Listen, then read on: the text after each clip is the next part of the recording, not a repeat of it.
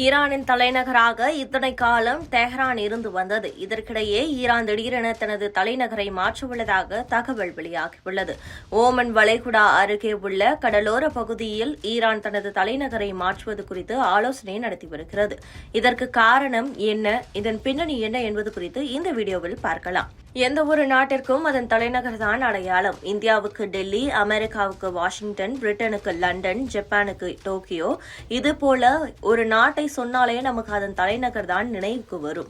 அரசியல் ரீதியாக மட்டுமின்றி பொருளாதார ரீதியாகவும் தலைநகருக்கு முக்கிய பங்கு இருக்கும். அதே நேரம் இதுபோல பல்வேறு முக்கியத்துவங்கள் இருப்பதால் இதனால் பல சவால்களும் இருக்கும். அதை எல்லாம் சமாளிக்க வேண்டி இருக்கும். அதன்படியே ஈரானின் தலைநகராக இத்தனை காலம் டெஹ்ரான் இருந்து வந்தது. ஆனால் அங்கு போக்குவரத்து நெரிசல் உள்ளிட்ட பல்வேறு சிக்கல்கள் இருப்பதால் அது தனது தலைநகரை மொத்தமாக வேறு இடத்திற்கு மாற்ற உள்ளது. 1979 நடந்த இஸ்லாமிய புரட்சிக்கு பிறகு தலைநகரை மாற்ற வேண்டும் என்ற பேச்சு ஈரானில் பல முறை எழுந்துள்ளது. இருப்பினும் அதற்கு மிகப்பெரிய அளவில் நிதி தேவை, மேலும் உட்கட்டமைப்பை மேம்படுத்தும் மிகப்பெரிய வேலை. இதனால் தலைநகரை மாற்றும் யோசனையை ஈரான் தள்ளி போட்டுக்கொண்டே வந்தது. இந்த சூழலில் கடந்த ஜூலை மாதம் சீர்திருத்தவாத அதிபர் மசூத் பெசஷ்கியன் தலைநகரை மாற்றும் ஐடியாவை மீண்டும் கையில் எடுத்தார்.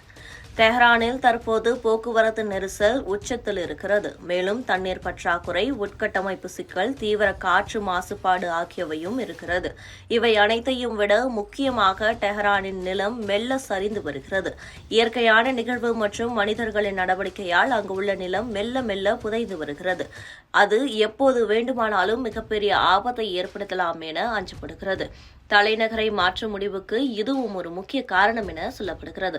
குறிப்பாக மக்ரான் பகுதியில் ஒரு தலைநகரை தேர்வு செய்ய ஈரான் அதிகாரிகள் ஆய்வு செய்து வருவதாக தகவல் வெளியாகியுள்ளது. இந்த மக்ரான் என்பது ஓமன் வளைகுடாவில் வளர்ச்சியடையாத கடலோர பகுதியாகும்.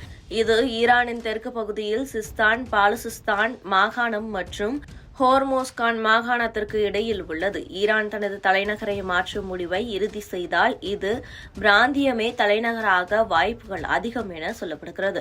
ஈரானில் பெரும்பாலான மக்கள் தலைநகரை மாற்றும் முடிவுக்கு ஆதரவாகவே இருக்கிறார்கள்.